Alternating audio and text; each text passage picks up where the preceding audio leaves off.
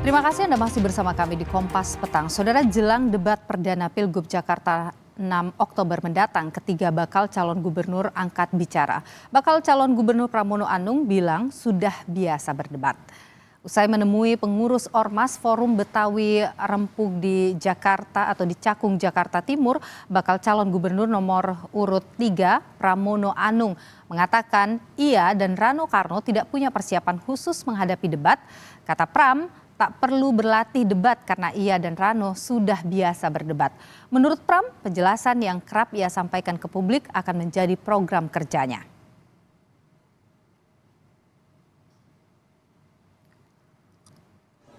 Jadi debat perdana itu kan ada 6 segmen. Saya sama Bang Dul udah terbiasa untuk itu dan nggak perlu ada latihan khusus untuk itu.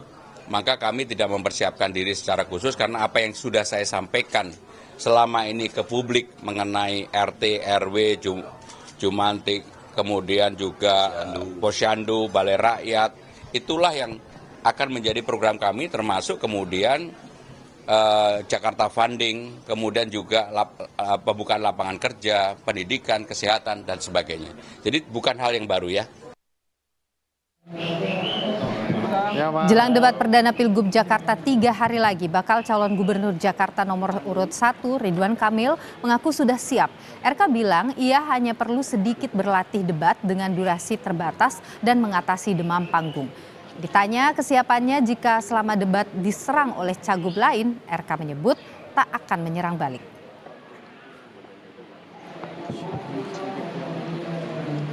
Yang perlu dilatih lebih kepada dalam waktu yang pendek, gimana caranya pesan diterima dengan semaksimal mungkin, gitu ya. Semoga tidak ada demam panggung, tapi insya Allah siap. Kita kan Fastabihul Khairat campaign, jadi berlomba-lomba dalam kebaikan. Semua calon menyayangi Jakarta hanya dengan cara yang berbeda.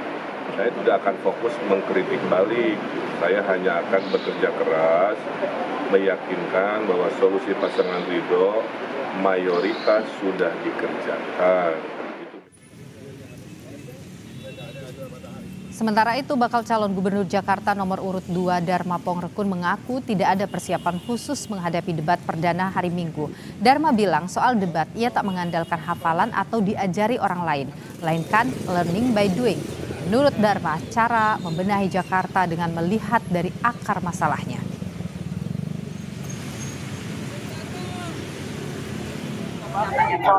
Persiapan khusus tidak ada. Kalau bukan berangkat dari hati, mikir apalagi diajarin orang, maka omongannya akan menghafal. Makanya mari belajar, semuanya berangkat dari jiwa. Dari kalau jiwa kita tujuannya untuk menjadi solusi buat Jakarta, maka semuanya akan mudah apabila kita mulai dari akar. Akar apa? Menyelesaikan akar masalahnya. Hasil survei Carta Politika menyatakan pasangan calon gubernur dan wakil gubernur Jakarta Ridwan Kamil Suswono unggul dibanding pasangan Pramono Anung Rano Karno dan Dharma Pongrekun Kunwardana. Dari hasil survei Carta Politika antara 19 dan 24 September 2024, pasangan Ridwan Kamil Suswono unggul dengan elektabilitas 48,3%. Disusul oleh pasangan Pramono Anung Rano Karno dengan elektabilitas 36,5%. Sementara pasangan Dharma Pongrekun Kunwardana meraih elektabilitas 5,6%. Sedangkan responden yang tidak tahu atau tidak menjawab sebanyak 9,7%.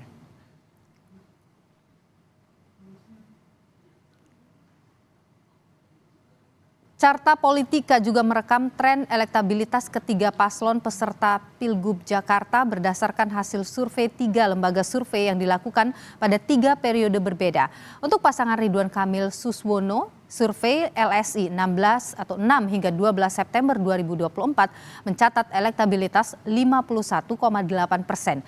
Kemudian turun tipis di survei Poltreking 9 hingga 15 September dengan elektabilitas 47,50%. RK Suswono kembali naik menjadi 48,30%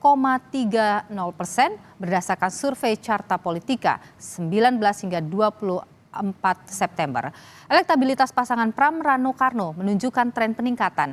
Di survei LSI 6 hingga 12 September, elektabilitasnya 28,4%, lalu naik menjadi 31,50% di survei Poltreking 9 hingga 15 September. Pram Rano kembali naik elektabilitasnya di survei Carta Politika 19 hingga 24 September dengan elektabilitas 36,50%. Sementara saudara, untuk pasangan Dharma Pongrekun Kunwardana mencatatkan tren naik di 3 survei dengan perolehan 3,20% menjadi 5,10% dan terakhir 5,60%. Bagaimana peta survei terkini elektabilitas calon gubernur dan wakil gubernur Jakarta? Sudah ada Yunarto Wijaya, Direktur Eksekutif Carta Politika yang baru saja merilis hasil survei tadi siang ya. Selamat petang Mas Toto.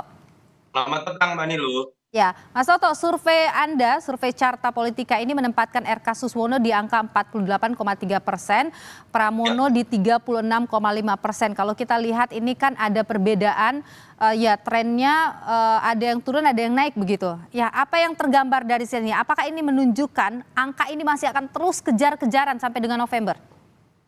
Ya, menarik memang Mbak Nilu menilik apa yang terjadi pada Pilkada DKI kalau kita baca dalam sejarahnya ya. Pilkada 2 kali terakhir 2012, 2017 pertama selalu menunjukkan bahwa selalu ada kejutan dari pasangan yang biasa dianggap underdog, bahkan pencalonannya pun biasanya tidak disangka-sangka lalu kemudian menjadi pemenang. Kita tidak tahu apakah mitos ini akan berulang kembali.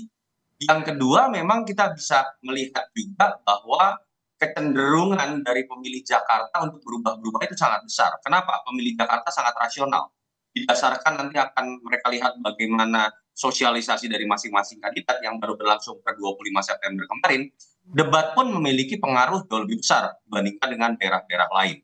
Nah, temuan ini juga ternyata menarik. Kenapa saya tampilkan tren dari 3 minggu terakhir? Kalau kita lihat dari LSI yang pertama, Poltreking dan Carta Politika, nuansa yang dulu terjadi pada saat 2012 dan 2017 terjadi kembali dalam konteks bahwa ternyata perubahan ini hitungan minggu bisa terjadi dengan sangat cepat. Kalau kita lihat memang Kang Emil dengan Pak Suswono ini masih unggul. Akan tetapi kalau kita baca dari sisi tren, Mas Pram dengan Bang Dul ini memiliki tren. Nah, tinggal pertanyaannya adalah dengan waktu tersisa sekitar 52 hari, apakah kemudian tren ini berlanjut atau kemudian berbalik?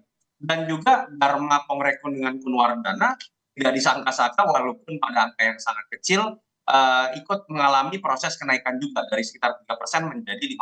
Artinya kalau kita lihat dari tren ini dan tidak berubah banyak, kita akan melihat kompetisi yang ketat antara Kang Emil dengan Suswono, bersaing dengan Mas Pram dengan Bang Dul, dan keberadaan atau keseriusan dari kampanye Dharma Pongrekun dengan Kunwardana. Kalau mereka serius bisa di atas 7% sampai 10%, itu akan menentukan bahwa pertarungan bisa 1 putaran atau 2 putaran. Kalau mereka serius bisa di atas 7 sampai 10%, akan terjadi 2 putaran itu lebih berpeluang terjadi, walaupun yang akan masuk ke putaran kedua adalah 2 pasangan yang lain. Anda memprediksi di 2 putaran begitu, Mas Toto?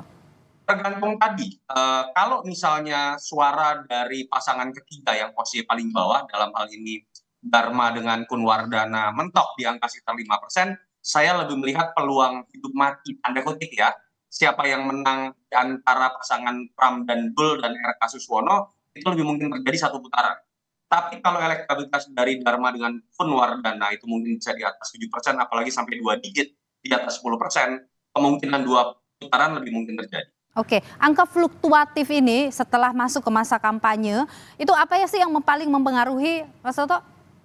Iya, pertama kalau kita lihat kenapa sih elektabilitas dari Mas Pram dan Bang Dul ini lebih cepat kenaikannya ya, dan malah tendensi penurunan lebih terjadi di pasangan Kang Emil dengan Suswono yang tadinya betul-betul di atas angin. Karena efek kejut dari rentetan peristiwa yang terjadi itu bukan ada di Kang Emil dengan Suswono, yang kita tahu tadinya orang menduga hanya akan melawan kotak kosong atau melawan pasangan independen yang dianggap terlalu lemah untuk bisa melawan pasangan ini. Efek kejut dari putusan MK, lalu ketika orang menerka Anies atau Ahok yang muncul malah Pramono Anung, ditambah dengan popularitas dari Dul atau Rano Karno yang diterima oleh semua kalangan di Jakarta, itu yang menyebabkan efek kejutnya ini kemudian lebih terasa di pasangan ini. Tetapi tadi, apakah tren ini sudah pasti linear akan berjalan seperti yang kita lihat di 3 minggu awal? Belum tentu. Faktor debat, masalah menjaga tidak terjadi slip of tongue atau blunder, itu biasanya yang akan menentukan faktor kemenangan kalau kita bicara dari 2 pilkada terakhir. Oke, sikap dari anak abah apa itu kemudian juga memengaruhi ini, akan mengubah petanya ini? Menarik, kita uji juga Nilu terkait dengan pertanyaan, kita uji 4 nama.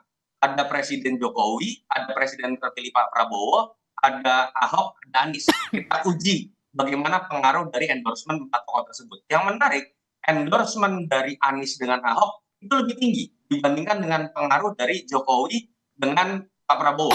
Kenapa? Karena dalam konteks masyarakat rasional seperti Jakarta, legacy yang mereka bisa lihat langsung kan kerjanya Ahok apa kerjanya Anies, dibandingkan sekedar konstelasi yang ada di Pilpres misalnya. Dan menurut saya ketika kita melihat angka seperti ini, siapa yang bisa merangkul, mungkin belum tentu harus sosoknya ya, tetapi ketika bisa menunjukkan bahwa mereka bisa memastikan legacy dari Anies atau legacy Ahok bisa diteruskan, itu yang menurut saya juga memiliki modal besar untuk bisa mendapatkan hati dari masyarakat pemilih. Baik, kalau begitu Mas Toto, kita juga lihat di survei, 3 survei ini, angka yang menjawab tidak tahu itu tinggi loh Mas Toto. Ini bagaimana ini? Apa yang bisa kita baca? Angka 9,7% ini tidak tinggi, Mbak Nilu. Ini angka yang bisa dikatakan cukup kecil karena sudah di bawah 10%. Tetapi yang disebut dengan swing voters, jadi kalau 9,7% itu kan belum menentukan pilihan atau undecided voters. Ada yang disebut sebagai swing voters, jadi dia sudah menyatakan pilihan, tapi masih mungkin berubah. Nah kalau kita bedah, masih ada sekitar 44,3% yang menyatakan masih mungkin berubah. Ini yang biasanya menyebabkan dinamisasi perubahan suara per minggu pun itu bisa mengalami perubahan yang cukup signifikan. Dan kalau kita bedah lebih lanjut, suara paling solid ada di pemilihnya Pram dan Dul, sudah 52% solid, disusul oleh Kang Emil dengan Pak Suswono dengan 48%, tetapi keduanya menurut saya masih harus berhati-hati mengingat tingkat kemantapan atau strong voters dari pemilih mereka biasanya itu harus bicara di atas 70%, baru mereka bisa bicara mengenai suara pemilih yang solid. Jadi dinamisasi ini masih akan terus berlanjut menurut saya nih. Oke, dinamisasinya masih terus berlanjut, termasuk soal 2 putaran itu besar peluangnya terbuka. Iya, tadi ya catatannya kalau Dharma Power ini bisa membuat sebuah kejutan paling tidak naik sampai di atas 7%, menurut saya peluang untuk 2 putaran sangat mungkin terjadi. Oke, kalau 2 putaran terjadi, apakah posisi RK Suswono masih akan di atas angin? Ya bergantung, kita nanti akan melihat terlebih dahulu pada saat putaran pertama siapa yang unggul. Kita kan melihat ini kan masih banyak sekali variabel yang masih bisa mengubah. Kita belum melihat debat sama sekali. Kita masih menerka walaupun Ahok sudah jelas misalnya ke Pram dan Dul, apakah kemudian anak abah juga akan menentukan sikapnya. Kalau abahnya sendiri tidak menentukan sikap, apakah relawan-relawannya atau anak abah akan menyatakan sikap.